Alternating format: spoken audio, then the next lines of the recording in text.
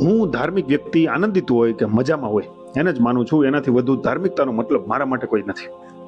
ઓશોનું આવું સ્ટેટમેન્ટ છે આ પ્રવચનમાં. અને સાચે ધાર્મિક અને આધ્યાત્મિક વાતોને આપણે આટલી સિરિયસ કેમ બનાવી દીધી છે, જેનું મૂળ કામ જ માણસને ખુશ કરવાનું, પોતાનાથી ઉપર ઉઠવાનું હોય. એ ધર્મ જ પોતે કેમ ઉદાસ ને મરેલો દેખાય છે.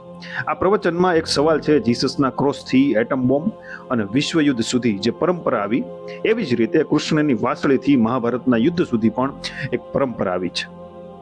તો પસંદગી કોની કરવી? આનો જવાબ આપે છે ઓશો કે જે ખ્રિસ્તી લોકો, જે ક્રિશ્ચન છે, એમને જીસસ સાથે કોઈ લેવા દેવા નથી. એને જીસસ ક્રોસ ઉપર લટકેલા છે એનાથી લેવા દેવા છે. અને એનું પ્રૂફ પણ છે આપણી પાસે. કારણ કે જીસસ જ્યાં સુધી જીવતા હતા ત્યારે ક્રિશ્ચિયાનિટી નહોતી.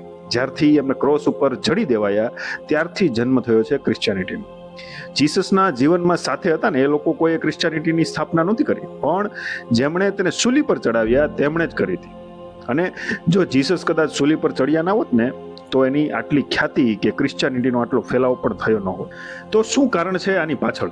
કારણ છે આપણા લોકોનો દુઃખવાદી સ્વભાવ. જે લોકો જીસસને ક્રોસ ઉપર લટકેલ જોવે એને પોતાની જાત સાથે બિચારા જેવો ભાવ થાય અને એ લોકો ઇઝીલી એનાથી કનેક્ટ કરી શકે. અહીંયા ઓશો જીસસ ઉપર પ્રશ્ન નથી ઉઠાવતા, પણ ક્રોસ ઉપર સવાલો ઉઠાવે છે કે જે લોકો આટલા કરુણાથી ભરેલા માણસને સમજી ના શક્યા, એ સમાજની હાલત કેવી હશે. અને મોટા ભાગના વેસ્ટમાં લોકો દુઃખવાદી હતા, એટલે વિશ્વમાં અત્યારે સૌથી વધુ ખ્રિસ્તી લોકો છે, ક્રિશ્ચન લોકો છે, એમાં કોઈ સરપ્રાઈઝ નથી. અને આ દુઃખ ભેગું થઈને જ એટમ બોમ્બ સુધીની નોબત આવી ગઈ. પણ એની સામે કૃષ્ણ જે પોતાની વાંસળી વગાડે છે અને એની વાંસળીથી બીજાને પણ સુખ મળે છે, શાંતિ મળે છે. કૃષ્ણએ જીવનને દુઃખ નથી કીધું, એ તો દરેક પળને જીવવાનું કહે છે. અને જો વાત છે મહાભારતની, તો એમાં એ જે અધર્મ કરે છે એના માટે હિંસાની વાત કરે છે. એમાં કોઈ નિર્દોષ નથી મરાતા, જેવું એટમ બોમ્બના કિસ્સામાં જેવું માસ ડિસ્ટ્રક્શન થાય છે. અહીંયા ઓશો સંપ્રદાયની વર્ષોથી ચાલતી ડિબેટને ખૂબ જ સરસ રીતે ઓગાળી નાખે છે કે ધર્મને સંપ્રદાય સાથે કોઈ જ સંબંધ નથી.